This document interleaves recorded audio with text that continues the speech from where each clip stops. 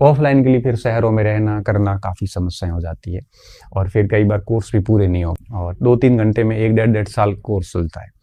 Online में क्या होता है कि शिक्षक एक्स्ट्रा टाइम पे भी क्लास लेके भी दे सकता है, तो ये काफ़ी फायदे और दोनों है। बाकी ऑफलाइन क्लास बेस्ट मानी जाती थी, लेकिन आज के दौर में कुछ स्थितियों में ऑफलाइन क्लास फायदेमंद भी है, कुछ नुकसानदायक भी है। अब दिक्कत कहाँ आती है कि शिक्षक को चुने कैसे, कौन से शिक्षक को चुने, ये भी काफ़ी दिक्कत आती है। तो इसको अगर दिक्कत आती है तो कोई बड़ी बात नहीं, आराम से है वो। आप क्या करें, अपने ऑनलाइन विषय के जो मेन शिक्षक है उन 2-4 शिक्षकों की लिस्ट बना लें, ठीक है। लिस्ट बनाने के बाद में क्या करें, फिर उनके सभी के डेमो देख लो एक बार, फीस मत देखो, डेमो देख लो। डेमो देखें और उसके बाद में थोड़ा सा पुराने विद्यार्थियों से, 5-7 विद्यार्थियों से फीडबैक देख लें। फीडबैक ज़रूरी है ना। फीडबैक देख लिया, उसके बाद में आप है वो उसकी विषय वस्तु देखें, उन्होंने जो कंटेंट दिया है क्या वो आपके परीक्षा में पिछले पेपर्स में वो सफिशिएंट रहा है कि नहीं। ऐसा नहीं है कि आप उस पूरे कंटेंट को बढ़िया तरीके से तैयार कर रहे हैं और उसके बाद में उस कंटेंट से सवाल ही 50-60% आ गए, तो आपकी गलती नहीं, आप यूं ही फेल हो जाओगे। तो बेहतर ये होता है कि विषय वस्तु की पर्याप्तता देखें कि वास्तव में आप जिससे पढ़ने जा रहे हैं उनका सामग्री पर्याप्त है कि नहीं है। अगर सामग्री पर्याप्त नहीं है तो बेहतर है कि अभी से कोई दूसरा विकल्प देखें। साथ साथ में आप ये भी देखें कि लिस्ट बना दी, सभी के डेमो देख लिए, फीडबैक देख लिए, विषय वस्तु देख ली, और उसके बाद में ये देखें कि उनका अभिव्यक्ति कौशल कैसा है। शिक्षक जो पढ़ा रहा है वो बातें आपको समझ में आ रही है। देखो, कम तथ्य देगा तो चल जाएगा, लेकिन अगर उनका अभिव्यक्ति अच्छी नहीं है, विश्लेषण करने की क्षमता अच्छी नहीं है, तो आपको समझ में नहीं आएगा।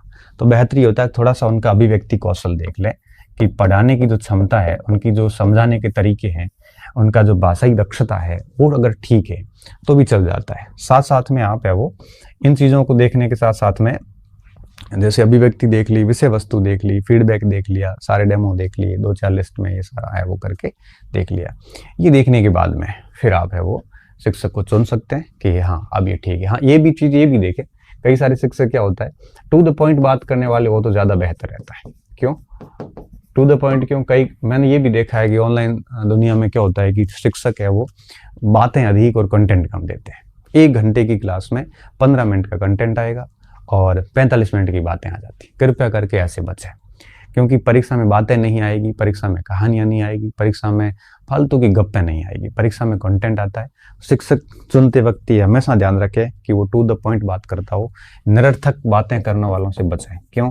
क्योंकि ये लोग आपका समय भी खराब करेंगे। आपको उस समय तो खूब मजा आएगा, लेकिन एग्जाम हॉल में फिर पता चलेगा कि गलत डिसीजन था ये। तो ऐसे बचें। साथ साथ में आप उन शिक्षकों से भी बचें जो पीपीटी भर के लाते और आपको वहाँ खड़े खड़े समझा दें। क्यों? फिर आपका ध्यान पूरा पीपीटी पे पड़ा रहेगा, आपको अंडरस्टैंडिंग। कम से कम शिक्षक ऐसे शिक्षक से पढ़ें जिसका बोर्ड खाली हो, और फिर साथ साथ में ये भी देखें कि उस बोर्ड पे मैप वगैरह के अलावा या कोई मॉडल है उसके अलावा या कोई तालिका वगैरह है, इसके अलावा कुछ ना हो। ठीक है। बाकी अगर पूरा बोर्ड भर के और पढ़ा रहे हैं तो आप न तो ठीक तरीके से बच्चों के साथ न्याय कर पा रहे हैं और ना आप उनको ठीक तरीके से सीख पाओगे। तो फीस के चक्कर में आके इन सारी चीज़ों को आप इग्नोर मत करें। ये सारी चीज़ें थोड़ी देख लें, 2-4 दिन लगेंगे लेकिन कोई फ़र्क नहीं पड़ता। पूरे आश्वस्त हो जाओ, फिर उनसे बात करें, शिक्षक से या शिक्षक की टीम से बात करें। उसके बाद में जैसे संतुष्ट हो जाते हैं तब आप उसको ले सकते हैं। ठीक है। फिर कम से कम अगर आप इन ऑनलाइन सामग्री के साथ जाते हैं तो आप इतनी अध्ययन के बाद आप आश्वस्त तो हो ही जाएंगे कि और कंटेंट पढ़ना है कि नहीं पढ़ना है। ये सारी चीज़ें तय कर लें, उसके बाद में आप कोई भी क्लासेस जाके ज्वाइन कर सकते हैं। ठीक है। इन चीज़ों का स्पेशली ध्यान रखें, क्योंकि आजकल क्या मार्केट में शिक्षकों की अधिकता है, किताबों की अधिकता है, निर्णय निर्माण में दिक्कत सच में इसी वजह से आ रही है। ठीक है। तो ये सारी चीज़ें जो है हो जाती हैं तो फिर ठीक है। अब